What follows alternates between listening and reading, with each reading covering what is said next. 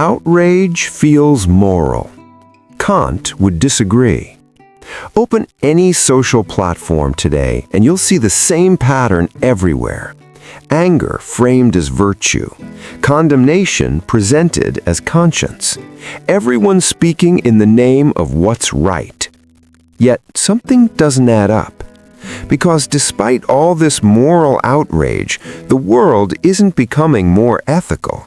It's becoming louder, faster, more certain, but not more humane. This video is not telling you to stay silent. It's asking a more uncomfortable question. Are you acting ethically, or are you just looking ethical in front of an audience? Kant warned us about this long before social media existed.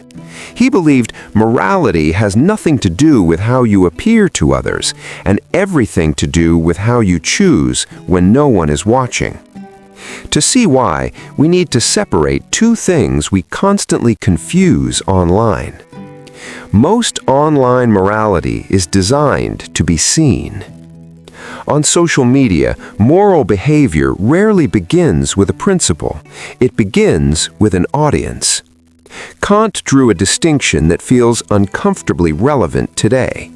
He separated what looks moral from what actually is moral. Performance morality is action optimized for recognition. It asks, how will this make me appear? It depends on approval, agreement. Without witnesses, it weakens. Without validation, it fades. Principle morality works in the opposite direction. It is grounded in duty, not display. It doesn't require applause. It doesn't change when no one is watching. For Kant, an action only has moral worth if it is done because it is right, not because it earns praise, protection, or status. This is why his standard is so demanding. It removes every convenient excuse. Because if your morality disappears without an audience, it was never morality. And social media turns morality into a stage. Posting the right opinion feels like doing the right thing. That feeling is not accidental, it is engineered. When you publicly express a moral stance online, your brain receives immediate feedback, likes, shares, approval. Dopamine rewards you for appearing aligned with the moral consensus. And slowly, something dangerous happens. Hard actions are replaced by easy expressions. Costly responsibility is replaced by symbolic agreement. Moral effort is substituted for moral visibility. Kant would recognize this instantly, because in his framework, morality cannot be used as a tool.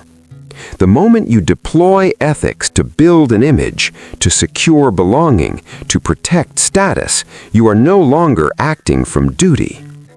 You are using morality as a means, and that violates Kant's most basic rule. Moral signaling turns morality into currency, something exchanged for acceptance, safety, or power. But Kant was clear. If morality is used to get something, it has already failed. And this distortion becomes dangerous in cancel culture. Cancel culture asks, is this right? It asks, who deserves punishment? That shift matters, because once morality becomes about punishment, ethics stops being principled and starts being performative. Look at the pattern. Judgment is instant. Context is irrelevant. Explanation is treated as excuse. There is no space for reform, no interest in growth, only the demand for removal. And most importantly, there is no consistency. Similar actions receive different moral verdicts depending on popularity, status, or usefulness to the crowd. Kant would see this as a total moral collapse. Why? Because in cancel culture, the individual is no longer treated as an end. They are turned into a symbol, a warning, a sacrifice offered to display collective virtue. The person becomes a means to signal moral alignment, a means to release group anger, a means to prove loyalty to the right side. This violates Kant's ethical core. Even when someone is wrong, they do not lose their humanity. Justice that ignores dignity is no longer justice. It is cruelty with applause, and the crowd mistakes volume for virtue. But cancellation is only one side of the problem. Virtue posting looks ethical, but it feels empty, because it replaces moral action with moral display. The behavior is familiar. You share the correct opinion, at the correct moment, with the correct hashtag. The post signals awareness, belonging, alignment with the good side. And for a moment, it feels like doing something, but nothing actually changes. Kant would focus not on what is said, but why it is said.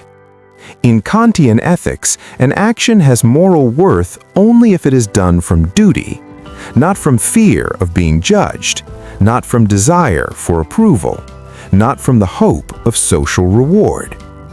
When you act only when you are seen, the motive shifts.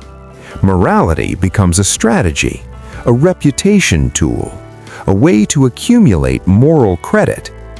And the moment morality becomes content, consistency disappears.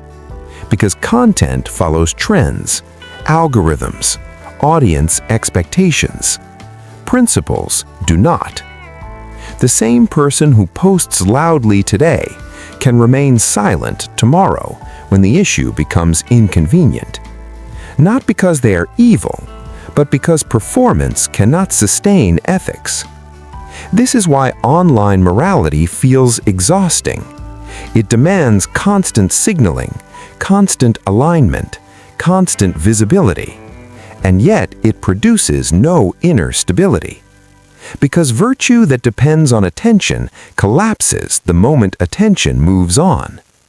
And this leads to the most destructive form. Public shaming feels righteous because it feels powerful.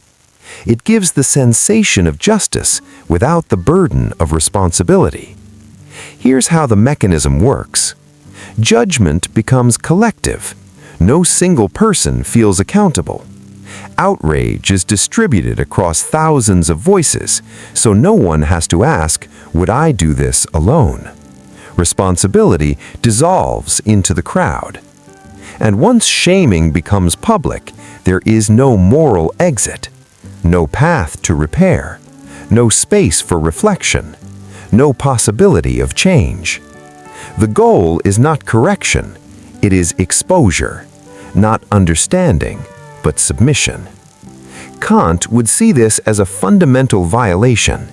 In Kantian ethics, no one has the right to strip another person of their moral dignity, not even when they are wrong, not even when they have caused harm. Because the moment you reduce a person to an example, a warning, or a spectacle, you turn them into a means, and morality collapses the instant human beings become tools for punishment. This is why public shaming escalates so easily. It feeds on humiliation. It rewards cruelty with applause. It replaces justice with performance.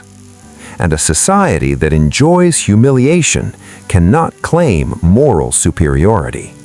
It may feel righteous, but it is ethically hollow.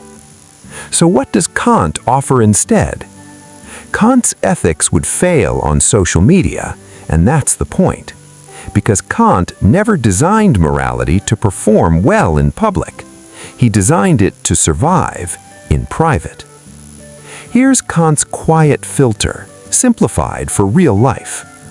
First question, are you doing this from principle or from reaction? Is this action guided by a rule you chose in advance or by emotion triggered in the moment? Anger feels moral, but anger is not a principle. Second question, would you do this if no one knew? If there were no likes, no applause, no reputational reward? If morality vanishes without witnesses, it was never morality, it was signaling. Third question. Could you accept this becoming a universal rule? Not, is this justified right now, but what kind of world would this create if everyone did it? If your action cannot survive repetition, it fails Kant's test. This is the core insight Kant offers. Ethics is not reactive, it is repetitive. It is not loud, it does not escalate with the crowd. It shows up the same way in silence as it does in public. And that leads to Kant's most uncomfortable conclusion. Kant didn't design ethics to go viral. He designed it to survive.